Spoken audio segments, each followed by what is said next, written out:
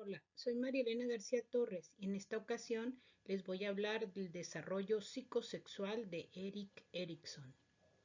Erik Erikson decía que la esperanza es la virtud más indispensable e inherente a la condición de estar vivo. Antecedentes históricos y contexto. Erik Erikson se desarrolló durante el siglo XX. Entre otros eventos se registraron la revolución tecnológica, el alunizaje, se creó la Sociedad de la Información, cuyo máximo símbolo fue Internet y lo sigue siendo. También se dio la autodestrucción de la civilización con las guerras mundiales y paradójicamente se dio la búsqueda de un renovado significado de vida y paz para la humanidad. Qué irónico. Aquí vemos imágenes del siglo XX. Biografía de Erik Erikson. Erik Erikson fue un psicoanalista. Nació en Frankfurt del Meno, Alemania, el 15 de junio de 1902. Su madre, Carla Abrahamse, madre soltera danesa de origen judío, se encargó de él los primeros 3 años. Luego se unió en matrimonio con el doctor Theodor Homberg, un médico pediatra que le ayudó con la crianza de Erik. Erik fue un chico muy hábil para las artes, por eso cuando culminó sus estudios de secundaria decidió estudiar arte. Se casó con John Serson y tuvo 3 hijos.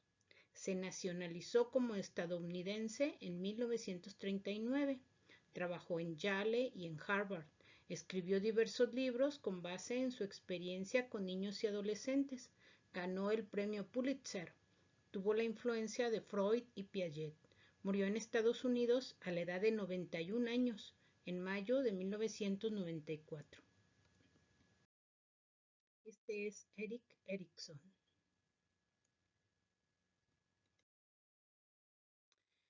Sus principales aportaciones y su desarrollo. Se hizo famoso porque reinterpretó las fases psicosexuales de Freud en 8 edades del hombre o en 8 fases del hombre. La primera fase o edad es la de la confianza básica versus desconfianza básica. Las fortalezas son el impulso y la esperanza. Es una etapa que se da desde el momento del nacimiento hasta los 18 meses. La primera confianza social es la facilidad de alimentación, profundidad de sueño y la relación de sus intestinos. Aquí tenemos imágenes de la primera fase o primera edad. Cuando la madre se va, se da un sentimiento rudimentario de identidad yoica. La confianza en proveedores externos y en uno mismo aparece en esta etapa. También surge la aparición de dientes, que es la significación prototípica. El restablecimiento de un estado de confianza es requisito para la terapia de la esquizofrenia, por eso hay que trabajar esta fase en los esquizofrénicos. La introyección y la proyección son dos de nuestros más profundos y peligrosos mecanismos de defensa que se dan durante esta etapa, según Freud y también según Erik Erikson.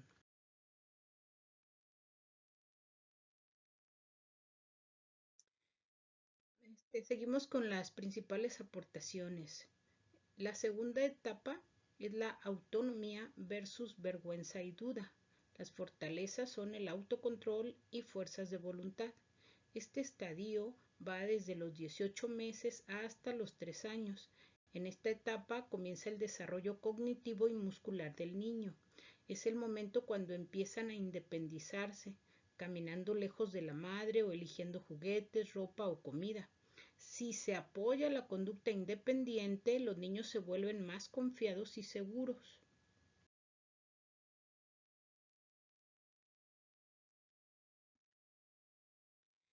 La tercera etapa es la iniciativa versus culpa. Sus fortalezas son dirección y propósito. Es una etapa que va desde los 3 hasta los 5 años.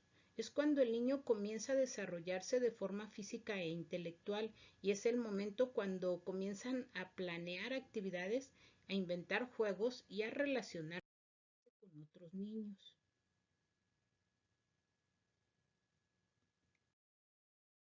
La cuarta etapa es la de la industria versus inferioridad. Sus fortalezas son método y capacidad. Esta etapa ocurre entre los 6 y 7 años hasta los 12 años aproximadamente.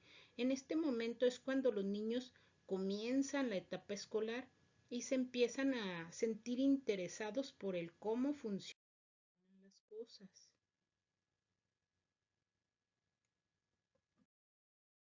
La quinta etapa es identidad versus confusión de rol.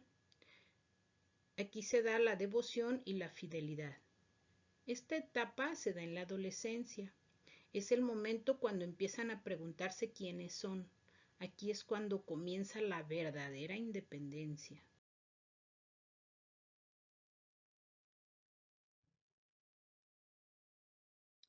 La sexta etapa es la intimidad versus aislamiento. Sus fortalezas son afiliación y amor. Es una etapa que se da desde los 20 a los 40 años aproximadamente. En este estadio de la vida cambia la manera de relacionarse con otras personas. El individuo comienza a interesarse por hacer que sus relaciones sean más íntimas y tengan un compromiso recíproco basado en la confianza.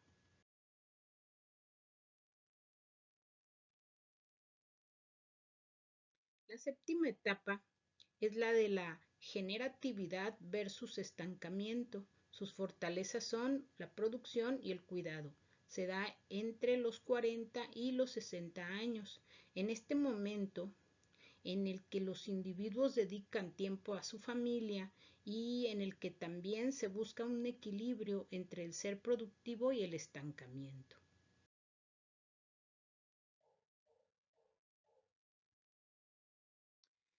La octava etapa es la de la integridad del yo versus desesperación. Las fortalezas son el renunciamiento y la sabiduría. Se desarrolla desde los 60 años hasta la muerte. Se da en la vejez cuando el individuo ya no puede ser productivo de la manera que solía hacerlo. Es una etapa en la que se forma o cambia más bien la forma radicalmente de vivir por los cambios que sufre el cuerpo y la mente.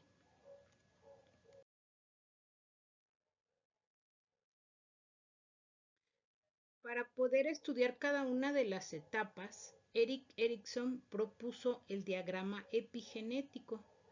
El diagrama presenta una doble entrada, como dice Erikson, significando una secuencia de fases y un gradual desarrollo de las partes que la componen.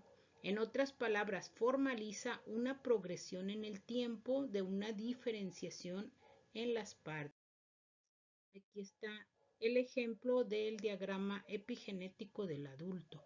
Inicia desde el infante de 1 año, la infancia de 2 a 3 años, preescolar de 3 a 5, edad escolar de 6 a 12, la adolescencia 12 a los 20 años, adulto joven 20 a 30 años, el adulto de 30 a 50 años y el viejo después de los 50 años.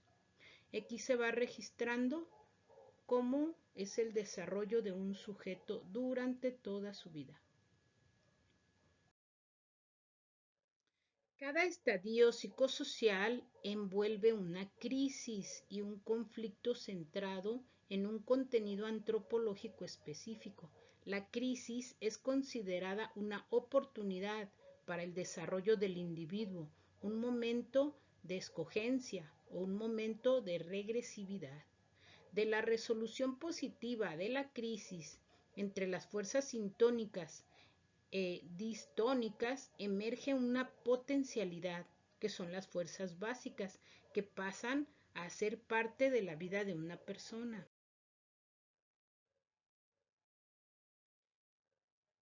Según Erickson, una personalidad organizada o sana es cuando El desarrollo del niño se hace a lo largo de 4 fases psicosociales y cada una de ellas contiene una crisis que desarrolla una fuerza específica del yo. Si el desarrollo fue el adecuado, si no hubo alguna inconsistencia, entonces el niño tendrá una personalidad organizada. Ya de adulto, que viene a ser desde la adolescencia, los adultos y los adolescentes se desarrollan a lo largo de otras 4 fases psicosociales. También ahí cada fase envuelve una crisis y desarrolla una fuerza específica del yo. Al igual que en la infancia, aquí en el desarrollo adulto, la persona organizada o sana es la que tuvo un desarrollo de cada fase adecuadamente. Sin embargo, cuando hay problemas, surge la desorganización de la personalidad. De la resolución positiva de una crisis dialéctica emerge una fuerza, virtud o potencialidad específica para aquella fase. Pero de su no resolución emerge una patología, un defecto o fragilidad específica para aquel estadio.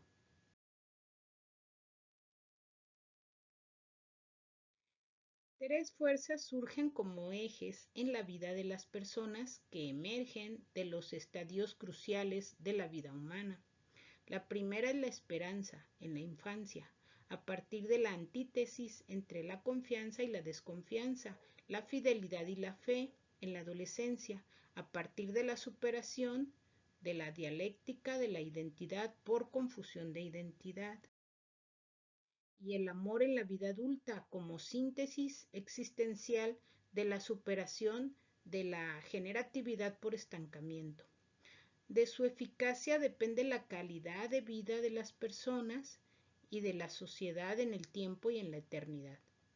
La terapia consiste en ayudar al paciente a recuperar los procesos no resueltos de cada etapa que así lo requiera.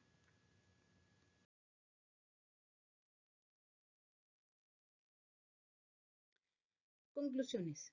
Erikson explicitó profundamente las etapas de desarrollo psicosexual de Freud, integrando la dimensión social y el desarrollo psicosocial. Extendió el concepto de desarrollo de la personalidad. No se basó solamente en lo sexual. Exploró el impacto de la cultura, de la sociedad y de la historia en el desarrollo de la personalidad del ciclo completo de la vida.